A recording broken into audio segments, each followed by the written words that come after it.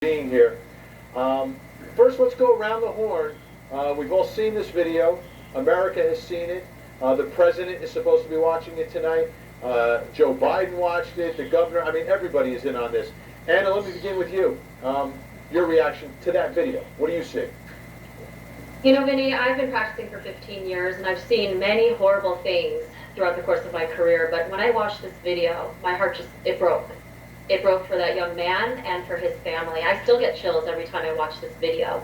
I mean, this is outrageous, Vinny. And the question that comes to me when I look at this video is, was this really a citizen's arrest, or was this vigilante justice? Okay, because when you think about a citizen's arrest, I mean, that's what the father and son duo are saying this really was. You think about, okay, well, did this Ahmed Arbery guy, did he commit a crime in their presence? Well, not based upon what we know, not based upon the evidence.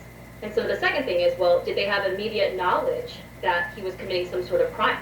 And their argument was, well, he matched the description. He may have matched the description of a black male burglarizing some places and breaking in. But what's interesting, Vinny, is that there's not any police reports. There's no findings that anyone reported these break-ins in nearly, 5 to 7 weeks prior to the shooting. So it's pretty convenient that they're now saying that it matched the description of a black man who had been breaking into the houses nearby. But that's not passing the sniff test for me. I just think it's going to be so difficult to argue with a straight face that this was a case of citizen's arrest. Joseph Lowe, as you look at that video, what do you see? Well, I don't want to be redundant, but I have to agree with what I've just heard. I also do civil rights, and I sue police all the time, and I'm here to tell you that when you hear the justification that these individuals gave as to why they did or justified to do what they did, that's what you call backfilling. In other words, okay, we've done it, we didn't think it through, now we got caught, so now we're going to try and figure out what kind of rules, laws, or strategies that we can try and point to and say, well, we were okay doing what we were doing. And here's one key piece of law that they're not going to be able to describe, and it's this. If you suspect someone's doing something wrong, like they claim they believe, then you have a phone and a 911 call that you can make, and you can have the police come out and do the proper thing. And here's the proper thing.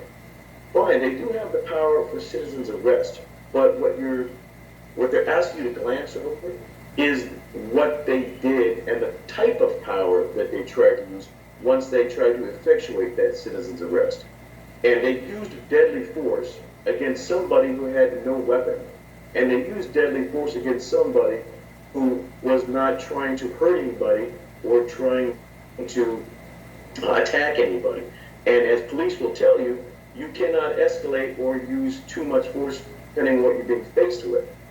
Now, when you combine that with the fact that at least one of them was a long-time police officer and had been trained in the use or the legal use of deadly force, everything you see completely violates this man's training, experience, education, and the law.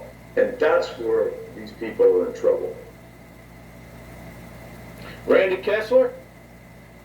So, Vinny, all too often we're watching videos, you're reporting on it on court TV, and you see the videos, and usually the argument of the lawyers is going to be, well, we don't know what happened just before the video turned on or once the video turned off. That doesn't matter here. This was not just before the video, the victim did something that entitled the police officer to shoot her. There's no defense like that here. This is like the previous guest just said, like Jeff said, backfilling. We shot the guy, now we got to figure out how to explain it. And the good news is there was video, because when they explained it the first time, it's all just written down on paper. Well, we thought we were preventing a crime, or we thought he was a criminal. This video is clear as can be. It's amazing it took this long for there to be an arrest. Anna, I want to read for you.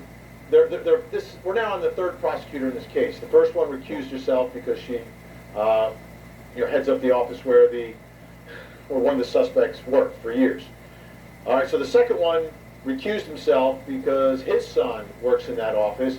But before he did, he wrote an exculpatory brief on why these two men were not guilty, were innocent. And they wrote, it appears Travis McMichael, Greg McMichael, and Brian William were following in, quote, hot pursuit of burglary suspect with solid first-hand probable cause.